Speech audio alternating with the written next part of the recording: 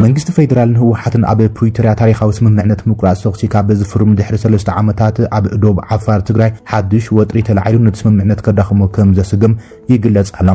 መንግስቲ ክልል ዓፋር ዕጡቓት ህወሓት ማልረቡ 26 ጥቅምቲ 2018 ምሸት ዶብ ሰጊሮም ንጹሃት ሰላማውያን ሰባት ኣጥቂዖም ስምምዕነት ምቁራጽ ተኽሲ ብግልጺ ይጥሕሰሉ ክብል ከሲስዮም ትማል ምሸት ብመንግስቲ ክልል ዓፋር ኣብ ዝወጸ መግለጺ ዕጡቓት ህወሓት ዝበሎም ካብ ሰዓት 1 ምሸት ብመንገዲ ቶንሳ ቀበሌም ወረዳ መጋለም ዞባ ክልተ ዓፋር ኣቢሎም ናብቲ ክልል ከም ዝኣተው ገሊጸሎም እቶም ዕጡቓት ንከባቢታት ዋራን ሚልክን ሓዊሱ 6 ዓድታት ተቆጻጺሮም ኣብ ልዕሊ ጓሶት ተኸባቢ ብሞርታርን ዙ 23 ከቢድ ኣጽዋርን ተኽሲ ከም ዝኽፈቱም እቲ ክልል ከሲሰሎም እቲ መግለጽ ወሲኹ እቶም ዕጡቓት ተኽሲ ምስ ከፈቱም ሽማግለታት ዓፋር ጣልቃ ብምእታዎም እቲ ውግእ ደው ኣቢሎም ናብቲ ዝመጽሉ ቦታ ክምለሱ ከም ዘለመንዎምን እቲ ጉጅለ ግን ኣብዩ ብምባል ነቲ ግጭት ከም ዘበገሰ እዩ መንግስቲ ክልል ዓፋር ከሲሱ ዘሎም ቢሮ ኮሙኒኬሽን ክልል ዓፋር ኣብ ዘርግሕ መግለጺ ህወሓት ንውዕሊ ፕሪቶሪያ ብግልጽ ጥሒሱ ክብል ዝኸሰ ኮይኖም እቲ ጉጅለ ነቲ ዓመጽቲ ተግባራቱም ብቕጽበት ደው እንተዘቢሉም እቲ ክልላዊ መንግስቲ ድሕነት ዜጋታቱን ላዕላዊ ዶባትን ካብ ግዳማዊ መጥቃዕቲ ናይ ምሕላውን ምክልኻልን ሓላፍነት ከም ዝጥቀም እዩ ገሊጾም ዜና ክሳብ ዝዋደድ ጊዜያዊ ምምሕዳር ትግራይ ይኹን ህወሓት መንግስቲ ክልል ዓፋር ንዘቕረቦ ክሲም መልሲ ኣይሃቡሉን ዘሎም ዝሓድሽ ግጭት ኢታማዦር ሹም ሓይልታት ምክልኻል ኢትዮጵያ ፊልድ ማርሻል ብርሃን ጁላም ቅድሚ መዓልታት ህወሓት ድሕሪ ስምምዕነት ፕሪቶሪያ ዝፈጸሞም ተንኮያታትን ውዲታትን ኩናትን ምብጋስ ካብ ዝኽእሉን ላዕሊ ምኽንያታት ፈጺሙ ክብል ጽኑዕ መጠንቀቕታ ድሕሪ መሃቡ ዝተርኣየ ምዕባል እዩ ስምምዕነት ፕሪቶሪያ ንክልተ ዓመታት ጸንሐ ደማዊ ግጭት ዘብቅዕ ኮይኖም ሕብረት ኣውሮፓን ኣባላት ሃገራትን ኣብ ዝቐረበ እዋን ተፈራረምቲ ሓይልታት ህወሓትን ፌደራል ፖለቲካዊ ድርድር ክካየድ ጸዊዖም እዮም እቲ ዘጋጠመ ምዕባለ ግና ነዚ ኣብ ትግራይ ተፈጢሩ ዝነበረ ተስፋ ሰላም መሊሱም ኣብ ጥርጣረ ዘእተወ ኮይኑሎም እቲ ኩናት ብሽምግልና ዓበይቲ ዓድን መራሕቲ ሃይማኖትን ዓፋር ዶ ከም ዝበለ ድሒሮም ዝወጽ ዘለዎም ምዕባለታት ኣመልኪቶምሎም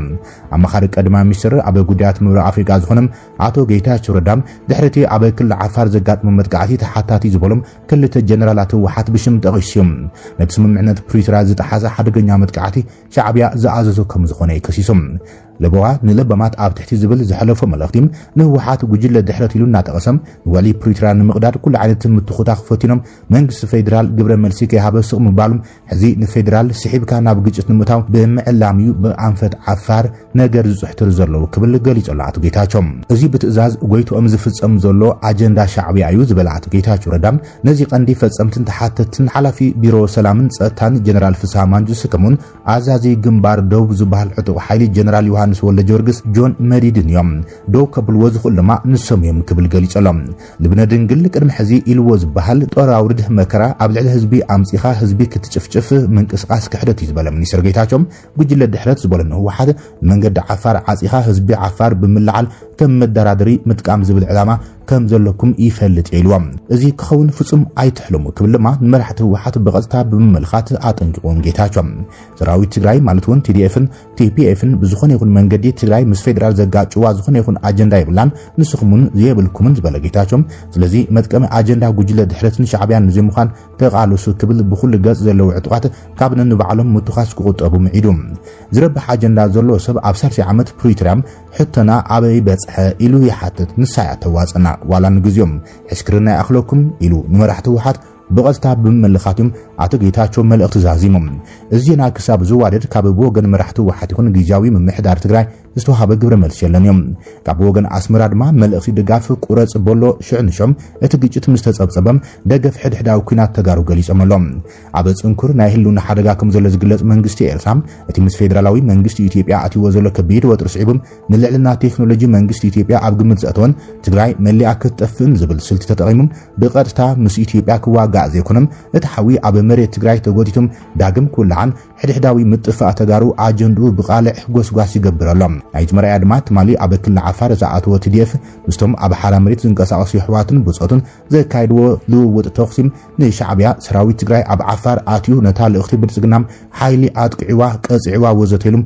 ቁልጡፍ ሽፋን ዜናታት ብማሕበራዊ መራኸቢታት ዘርጊሖሎም ሰራዊት ትግራይ TDF ኣብ ርእሲ እታ ብቐጻሊ ካብ ክልል ዓፋር ተበጊሳ ኣብ ትንኩያን ቃጻን ተዋፊራ ጽንሐት ዕስብቲ ጉጅለ ትግራይ ፕሮስፐሪቲ ፎርስ ወይ ድማ TPF ኢሉ ዝጸውዖም ስጉምቲ ይወስደሎ ብምባል ነቲ ኣብ መንጎ ተጋሩ ብስንኪ ንቕድም ምሕሳብ ዝተሳኖም ጨና ብሄራውነት ዘይብሎም ትግራይ ናብ ዝኹሉ ምስቅልቅል ዘእተዋም ፖለቲካውን ወተሃደራውን መራሕቲ ትግራይ ንረብሓ ብሄር ዘይኮነም ንረብሓ ጉጅለ ዝተኣኸቡ ወገናት ነቲ ተስፋን መጻን ትግራይ ዝኾነ መንእሰይ ትግራይ ከታኹስዎም ዝገብርዎ ኣጋጣሚ ፍሉይ ሽፋን ሂቡለሉ ህግደፍ እዚ ሎሚ ሰራዊት ትግራይ እግሪ ዕስብቲ ጉጅለ ብልጽግና ብምስዓብ ኣብ ክልል ዓፋር ወሲድዎ ዘሎ ኣራሚ ስጉምቲም ኣብ 4 ኪሎ ከቢድ ነውፂ ፈጢሩ ይርከብ ዝብላም እተን መራኸቢታት ሚኒስትሪ ዜና ኤርትራም ከም ግብረ መልስ ድማ ተካላት ስርዓት ብልጽግናን መንግስታውያን ማዕኸናት ዜናን ሰራዊት ትግራይ ውዕሊ ፕሪቶሪያ ጥሒሱ መጥቃዕት ፈኒ ወዘተ ዝብል ክሲ ክስንዝራ ውዒለን ነምስየን ኣለዋ ስርዓት ብልጽግና ንግዜያዊ ምሕዳር ትግራይ ክስልዖ ዝጸንሐ በጀት ደው ከብል ከም ዝኣዘዘ ክፍለጥ ተኻኢሉ ብምባል ሕድሕዳዊ ግጭት ተጋሩ ተሓንበለ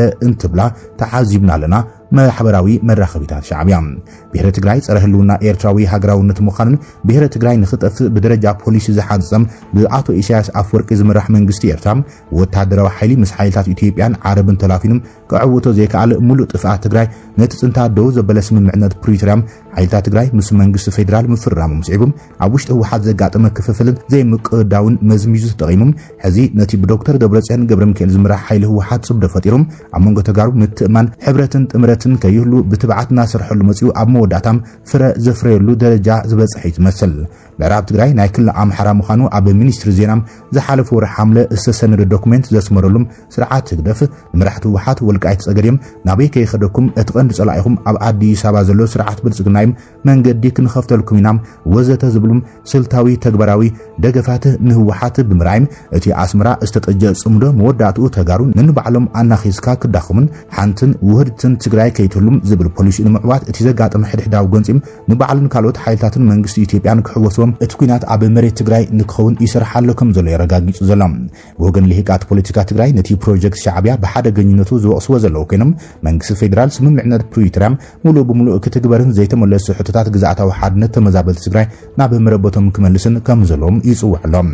ኣብ ውሽጢ ትግራይ ድማ ነቶም ናብ ጎንፂ ንከኣቱም ስሕታት ፕሮፓጋንዳታት ቁረጽ በሎ ዝብሉ ዘሎም ኣብ ውሽጢ መቐለ ይኹኑ ኣብ ሓራ መሬት ዝንቀሳቐሱ ሓይልታት ትግራይ ክተኣኻኽቡን ድርድር ክጅምሩን ይጽውዕ እዮም ዘሎም እቶም ሕዚ ናብ ተኽሲ ዝኣተው ሓይልታት ትግራይ ገሊኦም ብሻዕብያ ገሊኦም ድማ ብብልጽግና ዝድገፉ ምዃኖም ዝግለጽ ኮይኖም እዚ ድማ ንብሄራዊ ረብሓ ትግራይ ከም ዘይኾነን እኳ ደኣስ ዘላቒ በሰላ ዘስዕብ ሓደጋ ከም ዝኾነዮም እቶም ልሂቃት ፖለቲካ ትግራይ ዘጠንቅቑ ዘሎም ኣብ ትግራይ ልዕሊ 130 ቢልዮን ዶላር ዕንወት ከም ዘጋጠመ ተገሊጾም ኣብ ትግራይ ኣጋጢሙ ብዝነበረ ጀኖሳይዳዊ ኩናት ኣብ ዘፈራት ኢኮኖሚን ተፈጥሮ ሃብትን ከባቢ ኣየርን ልዕሊ 130 ቢልዮን ዶላር ኣሜሪካ ዕንወት ከም ዘጋጠመም ኮሚሽን መጽናዕቲ ጀኖሳይድ ትግራይ ሎሚ ገሊጾም እቲ ኮሚሽን ሎሚ ንጋዜጠኛት ኣብ ዝሃቦ መግለጺም ዳይሬክተር መጽናዕትን ምርምርን ዕንወት ኢኮኖሚት ኮሚሽን ኣቶ ገብረኪሮስ ሓጎስ ከም ዝገለጾም እቲ መጽናዕቲ ዓለምለኻዊ መንገድታት ዝተኸተለ ኢሎም ህዝቢ ትግራይ ን30 ዓመት ዝኣከበ ሃፍቲ ከም ዝዓነውን ገሊጾም